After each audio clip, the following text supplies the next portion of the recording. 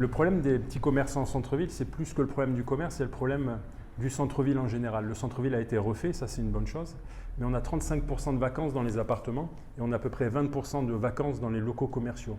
Il faut remettre des habitants en ville, que les gens viennent habiter, travailler et consommer en ville. Pour ça, on a écrit une lettre aux commerçants avec tous les points qu'on veut mettre en place, notamment la renégociation des loyers, le fait que la taxe foncière ne soit plus à la charge des preneurs, des locataires, la renégociation des loyers directement avec les bailleurs, et puis le fait de recréer un parcours de consommation, de services, de loisirs dans le centre-ville pour que les familles puissent venir enfin reconsommer. Le problème des petits commerçants en centre-ville, c'est aussi le stationnement. Donc on va remettre du stationnement et de la fluidité dans la circulation. Et puis enfin, il faut recréer des animations dans tout le centre-ville de Béziers pour que tous les commerçants puissent bénéficier d'une politique qui aille en leur faveur.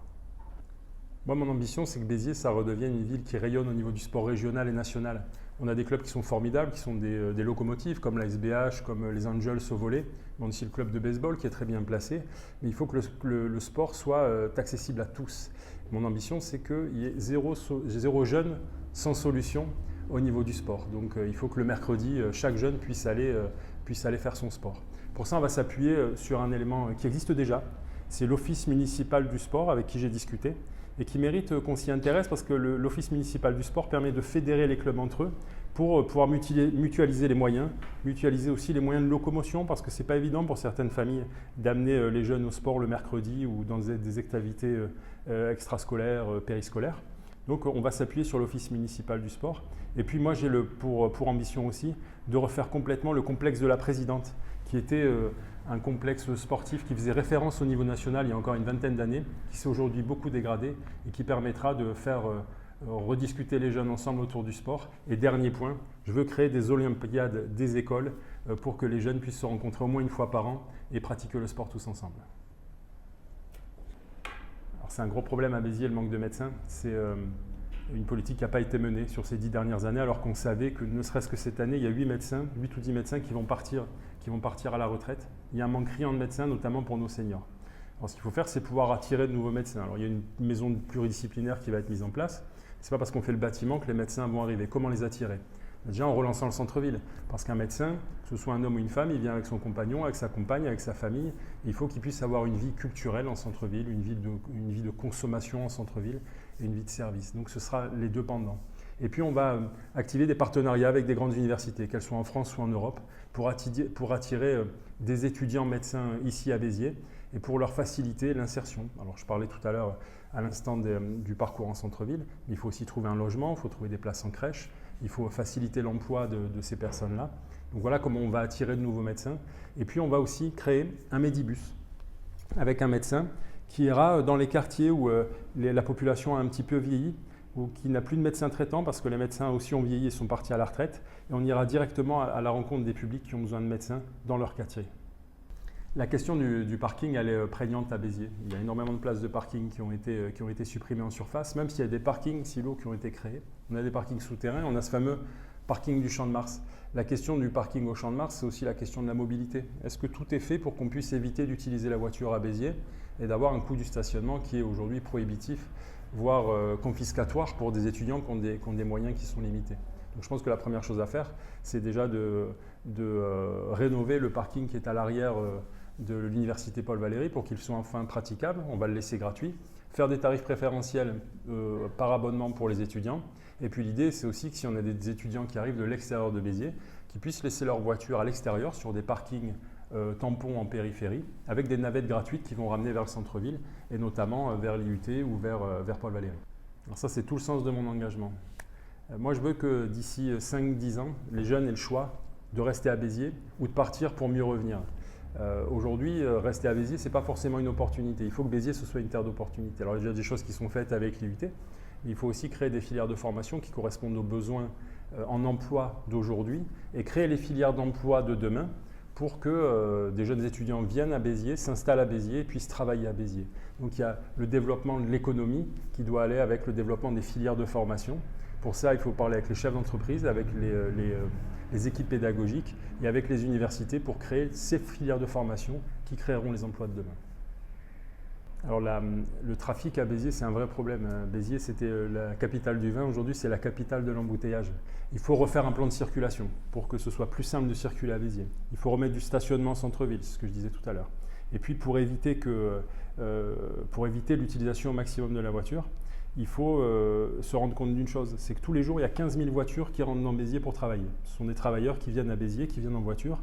Et à ce niveau-là, il n'y a aucune solution qui leur est proposée en alternative pour pouvoir ne pas utiliser la voiture et aller au travail avec des navettes. Donc comme je le disais, on va mettre des parkings tampons à l'extérieur de Béziers avec des navettes gratuites qui vont amener dans les zones de commerce, qui vont amener dans les zones de travail, qui vont amener au centre-ville pour que les travailleurs, en accord avec les chefs d'entreprise, puissent prendre ces navettes, garer leur voiture à l'extérieur de Béziers et venir consommer, venir travailler directement grâce à ces navettes qui seront gratuites. La question des loyers à Béziers, c'est d'abord la question de la lutte contre l'habitat indigne. Je vous le disais, il y a 35% des appartements en centre-ville qui sont vacants. Ce n'est pas pour rien, c'est parce qu'ils n'ont pas été rénovés, parce que le centre-ville, dans son habitat, n'est pas assez attractif. Donc il faut engager des actions pour la rénovation et l'investissement locatif. Pour ça, il y a un dispositif qui vient de sortir, qui a été mis en place par le ministre Jeanbrun, ça s'appelle le dispositif Jeanbrun, et qui serait très avantageux pour le centre-ville de Béziers. Ça permet de rénover, d'acheter, de rénover et de louer avec des loyers qui seraient plafonnés et qui favoriseraient l'installation de familles en ville. Ça, c'est la première chose. Puis la deuxième chose, c'est le parc social. Dans le parc social, je pense qu'il faut améliorer la rotation des appartements. Il faut faire un grand plan de rénovation des appartements, notamment sur l'Iranger, sur la Grangette. Et puis favoriser l'accès à la propriété des locataires qui sont là avec des critères qu'on définirait, mais faciliter l'accès à la propriété pour que des locataires puissent acheter leur appartement dans le parc social. La lutte contre le réchauffement climatique, c'est primordial et je m'en rends compte d'autant plus que moi j'interviens beaucoup dans des classes de primaire et je vois que les enfants sont vraiment concernés par ces questions. Donc il faut prendre ce sujet en main, au-delà de ce que nous on vit tous les jours, il faut prendre ce sujet en main pour préparer la ville de demain et pour assurer les générations futures. La première des choses, c'est déjà à chaque fois qu'on fera un projet structurant, on intégrera toutes les normes écologiques et on intégrera l'imperméabilité des sols. Il faut aussi désimperméabiliser tout ce qui a été refait à Béziers, en travaillant aussi sur des îlots de fraîcheur, en replantant massivement et dans tous les quartiers des arbres d'ombrage, et puis limiter le flux de voitures par les solutions que je vous disais tout à l'heure, avec ces fameux parkings tampons qui limiteront sensiblement la circulation et l'émission de gaz à effet de serre. Et puis il y a la transition écologique qu'il faut amorcer dans tous les bâtiments publics, avec des panneaux solaires, avec l'hybridation du chauffage et aussi avec des procédés qui seraient plus vertueux sur le stockage des déchets, sur la valorisation des déchets. Je pense notamment à la méthanisation qui permettrait de chauffer directement toutes les zones d'activité. Et puis le dernier point, on a beaucoup de soleil ici et on peut stocker l'énergie. Donc pour toutes les zones d'activité, toutes les zones commerciales, on pourrait produire notre propre énergie, la stocker et la consommer sur place. Le retour de la prospérité économique à Béziers, c'est la mère de toutes les batailles, parce que sans retour à la prospérité économique, on ne peut pas installer de sécurité financière, on ne peut pas installer de sécurité sociale, de sécurité du quotidien. Il faut ce retour à la prospérité. Ce n'est pas un slogan, là, retour à la prospérité économique, c'est une vision à long terme. C'est la stabilité dans les décisions, c'est la lisibilité, c'est la gestion de l'argent public, et puis c'est des décisions qui sont tenues sur le long terme. Pour ça, il faut discuter directement avec les chefs d'entreprise et surtout, il faut les écouter pour voir quelles sont les filières qu'on doit aujourd'hui favoriser. Dans ces filières, il faut libérer du terrain. On a beaucoup de foncier à Béziers, il faut libérer du terrain. Il faut une fiscalité qui soit incitative à l'installation d'entreprises. Et puis, il faut redynamiser l'agence économique Pulse, qui aujourd'hui est une agence de communication. Il faut en faire un guichet unique pour les porteurs de projets, pour les entrepreneurs qui sont là aujourd'hui et qui veulent se développer. Il faut que ce soit une agence aussi de promotion nationale et internationale pour promouvoir notre magnifique territoire qui demande qu'à accueillir des entreprises.